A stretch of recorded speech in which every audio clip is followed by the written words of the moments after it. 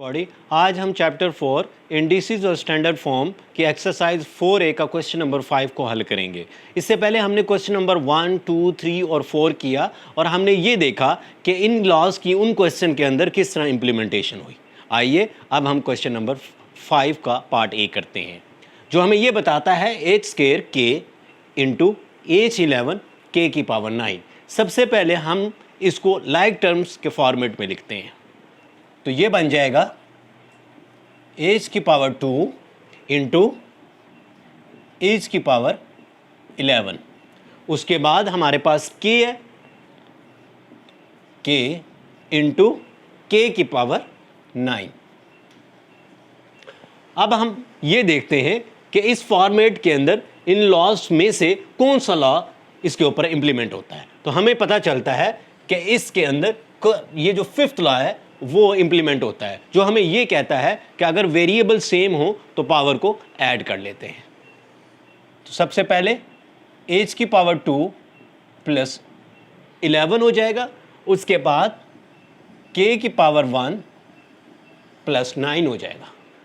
h के 2 plus 11 that would be equal to h की power 13, 1 plus 9 k की power 10, जो हमारा आंसर है। इसके बाद हम क्वेश्चन नंबर 5 पार्ट बी को देखते हैं, जो ये बताता है कि माइनस m की पावर 7 n की पावर 3 इंटू 4 m की पावर 11 और n की पावर 9 है। अगेन हम इसको लाइक टर्म्स की फॉर्मेट में लिखते हैं। सबसे पहले कांस्टेंट को लिख लेते हैं, -1 इंटू 4, m की पावर 7 लिखते हैं इंटू m की पावर 11 इंटू n की पावर 3 और n की पावर 9। अब हम ये चेक करते हैं कि इन लॉज में से कौन सा लॉ इसके ऊपर इंप्लीमेंट होता है। अगेन हमें ये पता चलता है कि फिफ्थ लॉ ये बताता है कि अगर वेरिएबल सेम हो तो पावर ऐड हो जाती हैं। कांस्टेंट को सिंप्लीफाई करते हैं तो -4 m 7 प्लस 11 तो m की पावर 18 आ जाएगी। उसके बाद n 3 प्लस 9 तो n की पावर 12 हो जाएगी, जो हमारा आंसर है। उसके बाद हमारे पास क्वेश्चन नंबर 5 पार्ट सी है, 11p6 q6 into 2p cube q की पावर 10। इसके अंदर हमारे पास तीन चीजें हैं, नंबर 1 कांस्टेंट, फर्स्ट वेरिएबल और सेकंड वेरिएबल। सबसे पहले कांस्टेंट को मल्टीप्लाई कांस्टेंट से कर लेते हैं। उसके बाद p हमारा 6 इंटू पी की पावर 3 इंटू q है, q की पावर 7 इंटू q की power 10। Again same variable same variable. सबसे पहले हम सिंप्लीफाई इसको करते हैं, that would be equal to 22। Sixth law power add हो जाती, 6 plus 3 9, 7 plus 10 that would be 17, जो कि हमारा आंसर है। उसके बाद हमारे पास क्वेश्चन नंबर 5 पार्ट डी है, जो हमें यह कहता है h की पावर 9 k की पावर 6 ओब्लिक h की पावर 5 और k की पावर 4 है। सबसे पहले हम इसको लाइक टर्म्स की एक्सप्रेशन फॉर्म में लिखेंगे, तो h की पावर 9 डिवाइडेड बाय h की पावर 5 इंटू k की पावर 6 डिवाइडेड बाय k की power 4।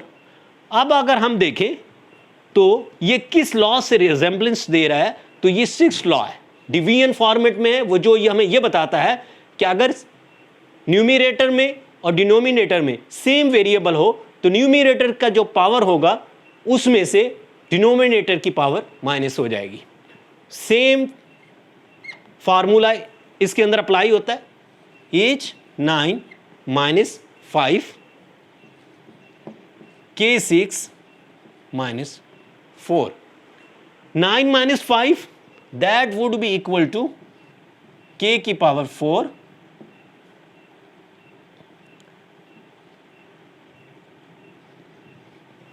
9 9 minus 5 that would be equal to h की power 4, 6 minus 4 that would be equal to 2, जो कि हमारा आंसर है।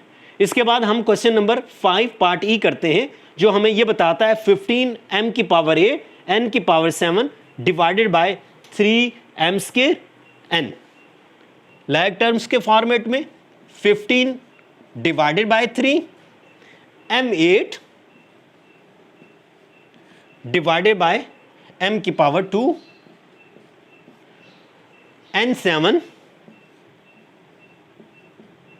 Divided by n। सबसे पहले हम कांस्टेंट को सिंप्लीफाई करते हैं, 3 1 द 3, 3 5 द 15। अगेन हमारे पास 6th लॉ अप्लाई होगा, जो पावर की डिफरेंस के साथ हमें आंसर देगा। 5 m8 8 minus 2 that would be equal to m6 n7 minus 1 n की पावर 6। उसके बाद हम अपना लास्ट क्वेश्चन करते हैं, जो हमें यह कहता है कि -10x की पावर 5 y की power 6 divided by -2x y cube. सबसे पहले हम कांस्टेंट टर्म्स जो हैं वो सेपरेट कर लेंगे। -10 डिवाइडेड बाय -2 ब्रैकेट बंद।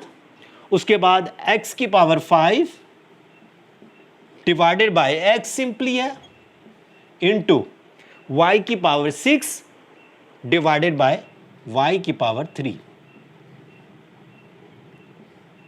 सिमिलर वे के साथ सबसे पहले इनकी सिंप्लीफिकेशन, 5 आ जाएगा, दोनों से कट जाएगा माइनस माइनस के साथ।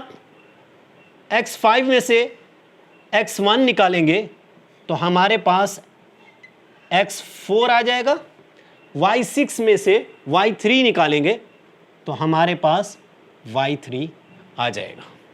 हमारी वीडियो देखने का बहुत शुक्रिया। इस क्वेश्चन के रिलेटेड या किसी और क्वेश्चन के रिलेटेड आपका कोई भी क्वेश्चन हो तो हमारे कमेंट सेक्शन के अंदर मैसेज कीजिए या हमें ईमेल कीजिए info@brookfieldcenter.com। अल्लाह हाफिज़।